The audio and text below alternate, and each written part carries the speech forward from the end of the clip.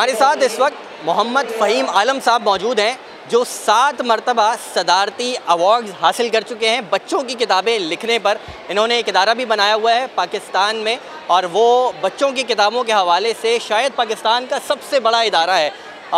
नाम आप खुद ही बताइएगा और मुझे ये बताइएगा कि कब से किताबें लिख रहे हैं, अब तक कितनी किताबें लिख चुके हैं और पूरा इदारा ही बना डाला आपने, इसकी क्या वजह है? देखिए, मैं अर्ज़ करूँ कि मेरी ज़िंदगी में लिखने पढ़ने के अलावा शायद कुछ और किया नहीं। अल्हम्दुलिल्लाह तकरीबन 32 बुक्स हैं जो मैंने ख़ुद बच्चों के लिए लिखी और जिनमें से 7 किताबों पर मुझे कौमी सीरत अवार्ड दिया गया जो वज़ारत मज़हबी उमूर के तहत एक मुकाबला होता है और सदर पाकिस्तान अवार्ड देते हैं।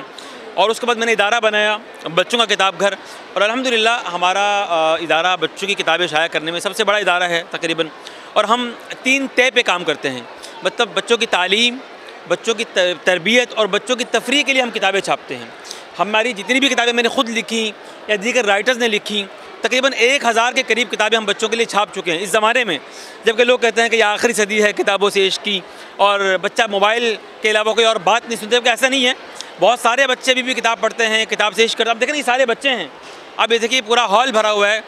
आज के ज़माने में भी किताब पढ़ी जा रही है, किताब लिखी जा रही है, किताब फ़रोख्त हो रही है और हमारा ईमान है कि जब तक कुरान पाक मौजूद है किताब इंशाल्लाह नहीं मरने वाली। तकरीबन 200 से ज़ायद बच्चों के राइटर हैं जिनकी किताबें हमने छापी। असल में माशाल्लाह बहुत सारे इदारे पाकिस्तान में काम कर रहे हैं बच्चों के लिए। हम थोड़ी सी इनफरादियत पैदा करना चाह रहे थे कि तीनों चीज़ों को हम जमा कर लें, मतलब सिर्फ तफरीह ही ना हो, सिर्फ तालीम ही ना हो कि बच्चा बोर हो जाए और तरबियत ही ना हो कि बच्चा बोर हो जाए। मतलब कुछ ऐसी चीज़ हम छापें जिसमें तीनों चीज़ें मौजूद हों, मतलब कहानी में आप बच्चों को तालीम भी सिखा रहे हों, उनकी तरबियत भी कर रहे हों और तफरीह का अंसर ज़्यादा हो ताकि बच्चा मज़े से चीज़ पढ़ ले। जिस तरह मतलब बच्चों का मेडिसिन देते हैं तो ज़रा मिठास भरी देते हैं, तो इसलिए इदारा बनाने का मकसद यही था कि कुछ ऐसा नया काम किया जाए जो पहले नहीं हो रहा।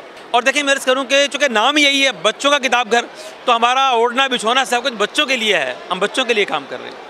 आज के डिजिटल दौर के अंदर जबकि माँ बाप खुद शिकायत करते हुए नज़र आते हैं कि हमारा बच्चा हमारी बात नहीं सुनता, हम उसे कहते हैं मोबाइल छोड़ दे तो वो मोबाइल नहीं छोड़ता, और फिर हम देखते हैं कि एक तूफ़ान बदतमीज़ी टिकटॉक की और सोशल मीडिया की दुनिया के अंदर बसता है और बच्चे उसी का शिकार हो रहे हैं। तो मुझे ये बताएं कि आज की इस जेन जी और जेन अल्ट्रा जी भी इसको कहा जाता है, जो बिल्कुल छोटे अभी बच्चे हैं, तो ये वाली जो जनरेशन है इनको किताब के साथ जोड़ने या कनेक्शन वो दोबारा रिवाइव करने के जो हमारे दौर के अंदर जो कनेक्शन किताबों से हमारे वालिदैन जोड़ा करते थे या वो फोर्स किया करते थे कि किताब पढ़ो, और शायद हमारे पास ये वाली सहूलियात नहीं थी उस वक्त, इसलिए भी हम जुड़ जाते थे उससे। तो सोशल मीडिया से निकाल कर फिर किताब की तरफ लेकर जाना, वालिदैन को और असातिज़ा को क्या मशवरा देना चाहेंगे? देखिए, मैं अर्ज़ करूँ कि सर बच्चा जो है ना वो फॉलोवर होता है। बच्चा जो देखता है, जो सुनता है, उसी को अपनाने की कोशिश। बच्चा बहुत बड़ा नकाल होता है।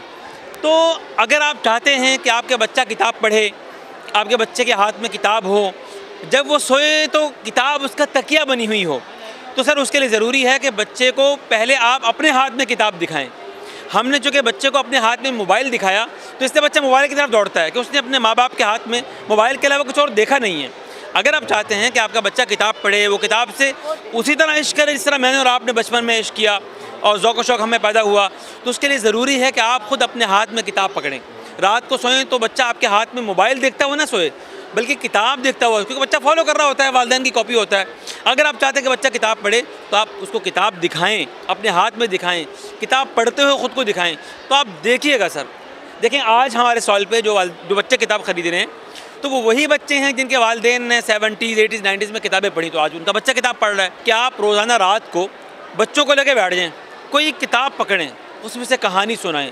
वो कहानी सीरत की भी हो सकती है, सहाबा कराम की भी हो सकती है, किसी और चीज़ की भी हो, वो कहानी अलिफ लैला भी हो सकती है, वो जिन्नों मतलब कुछ भी हो, उसको कहानी सुनाएं। देखें, मैं अर्ज़ करूँ कि बच्चा कहानी में सबसे ज़्यादा दिलचस्पी लेता है। वो फिल्म देखता है कहानी की वजह से, वो कार्टून देखता है कहानी की वजह से, वो कुछ भी देखता है तो उसमें कहानी कहीं मौजूद होती है। तो आप रोज़ाना बच्चों को किताब से कहानी सुनाएं तो उसको किताब से शगफ़ होगा। वो सोचेगा कि इस किताब की कहानियाँ इतनी मज़ेदार हैं, वो पूरी किताब कितनी मज़ेदार होगी। तो जब एक कहानी वो सुनेगा आपसे तो सर वो पूरी किताब चाट डालेगा।